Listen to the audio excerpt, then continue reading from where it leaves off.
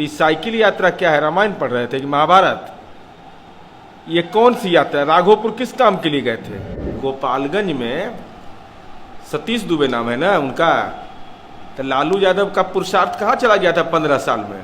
Police तो नहीं जा पाती थी, औकात नहीं थी पुलिस की। नमस्कार, मैं विष्णु नारायण द बिहार मेल के लिए। अभी हमारे साथ बातचीत करने के लिए सूचना एवं प्रसारण मंत्री नीरज कुमार।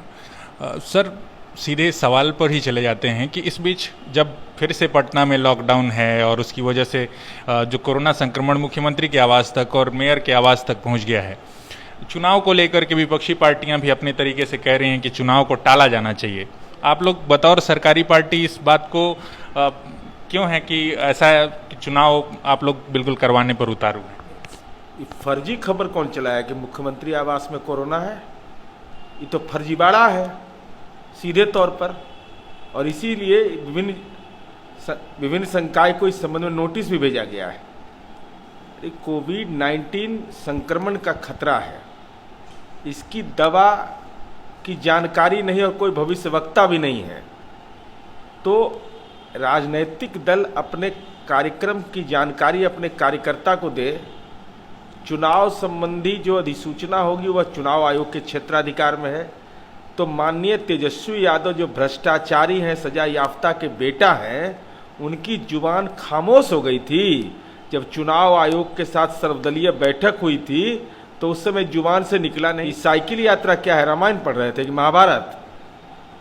ये कौन सी यात्रा? राघोपुर किस काम के लिए गए थे? तो आप राजनीतिक दल होने के नाते अपने कर्तव्य का निर्वहन कर रहे हैं और जो संवैधानिक व्यवस्था है उस पर सवाल खड़ा कर रहे हैं। ये परस्पर विरोधी चरित्र है। तो बैठक किस बात की हो रही है? और वीडियो कॉन्फ्रेंसिंग के माध्यम से तेजस्वी यादव तो पहली बार न इमर्ज किए जब दिल्ली में उनका लोकेशन पता चला कि दिल्ली में है।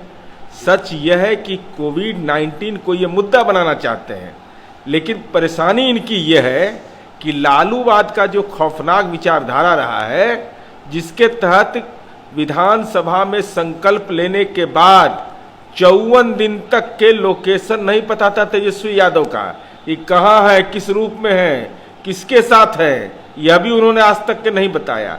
तो स्वाभाविक है भाई, ये चुनाव आयोग का क्षेत्राधिकार है। राजनीतिक दल की ये नैतिक जिम्मेवारी बनती है कि वो संविधान के प्रति अपना सम्मान का भाव रखे।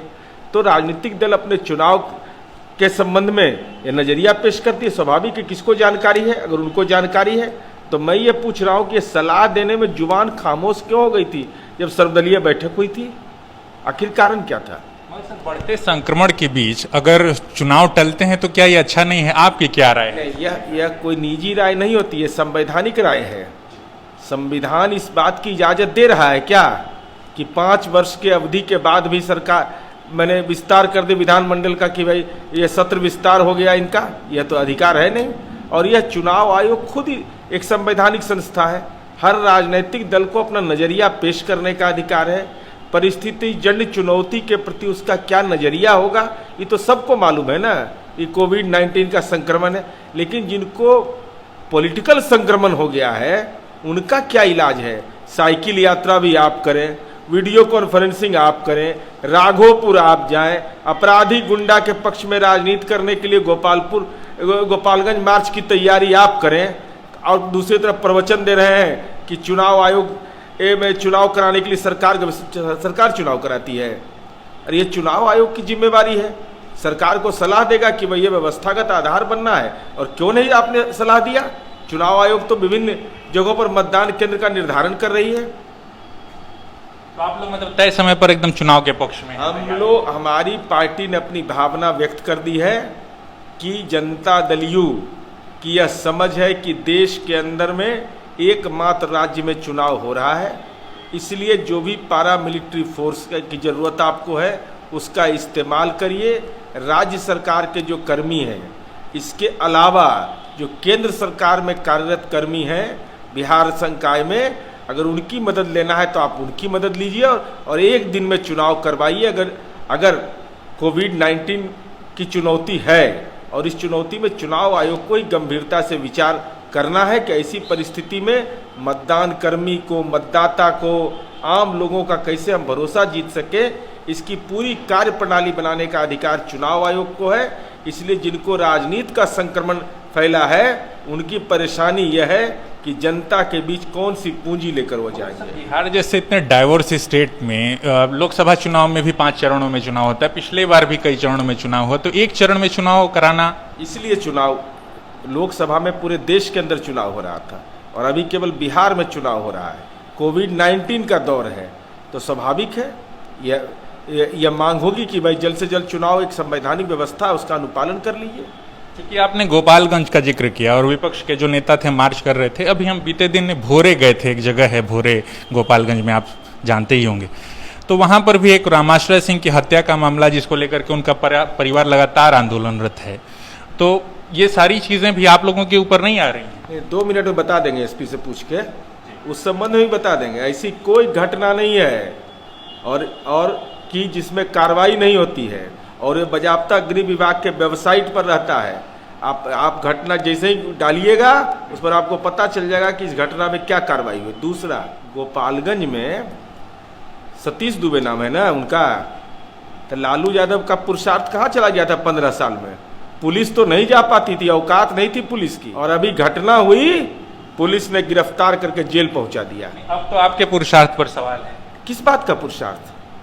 गोपालगंज के अपराध की घटना पर, वो भी आंकड़ा मेरे पास है।